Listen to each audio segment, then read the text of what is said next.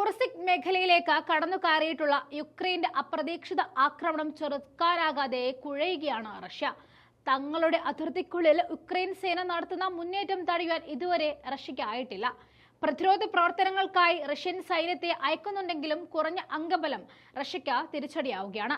Russian അതിർത്തിക്കുള്ളിലേക്ക് കടന്നുകയറി Ukraine ആക്രമണം ആരംഭിച്ചതോടെ നിർബന്ധിത സൈനിക സേവനം നടത്തുന്ന യുവാക്കളെ പ്രതിരോധ പ്രവർത്തനങ്ങൾക്കായി കുർസ്ക് മേഖലയിലേക്ക് അയക്കേണ്ട അവസ്ഥയിലേക്കാണ് റഷ്യൻ പ്രസിഡന്റ് വ്ളാഡിമിർ പുടിൻ ഉള്ളത്.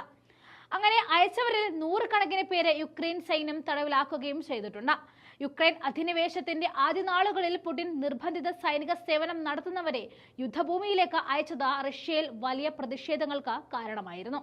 തുടർന്ന് തീരുമാനം പുടിൻ പിൻവലിക്കുകയും ചെയ്തു. എന്നാൽ അതേ അവസ്ഥയിലേക്കാണ് നിലവിലെ കാര്യങ്ങൾ നീങ്ങുന്നത് എന്നും പറയാം. ഒന്നുകിൽ യുക്രൈനിൽ ആക്രമണം നടത്തുന്ന സൈനികരിൽ കുറച്ചുപേരെ കുർസ്ക് മേഖലയിൽ വിന്യസിക്കുകയോ അല്ലെങ്കിൽ നിർബന്ധിത സൈനിക സേവനം നടത്തുന്നവരെ അയക്കുകയോ വഴി മാത്രമാണ് മുൻപിലുള്ളത്. രണ്ടായാലും പുടിന് കാര്യങ്ങൾ അത്ര സുഖകരമല്ല എന്ന് വേണം പറയാൻ.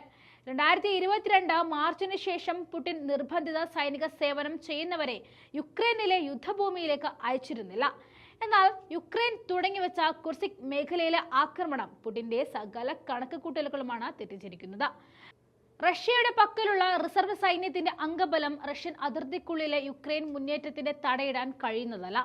യുക്രൈൻ കടന്നാക്രമണം ആരംഭിച്ച 4 ദിവസം കഴിഞ്ഞപ്പോഴേക്കും നിർബന്ധിത സൈനിക സേവനം നടത്തുന്ന യുവാക്കളുടെ അമ്മമാർ പ്രതിഷേധവുമായി രംഗത്തേക്ക് വന്നിരുന്നു. തങ്ങളുടെ മക്കളെ പുടിൻ സർക്കാർ ആക്രമണത്തിന് അയക്കുന്നു എന്നായിരുന്നു അവരുടെ പരാതി. വിഷയത്തിൽ പുടിൻ ഇതുവരെയും പ്രതികരിച്ചിട്ടില്ല എന്നതാണ് ശ്രദ്ധേയം. കണക്കുകൾ പ്രകാരം യുക്രൈനിൽ 2.5 വർഷം കൊണ്ട് റഷ്യ ഉണ്ടാക്കിയതിനേക്കാൾ മുന്നേറ്റം 2 ആഴ്ച കൊണ്ടുണ്ടാക്കാൻ യുക്രൈൻ സൈന്യത്തിന് സാധിച്ചിട്ടുണ്ട്.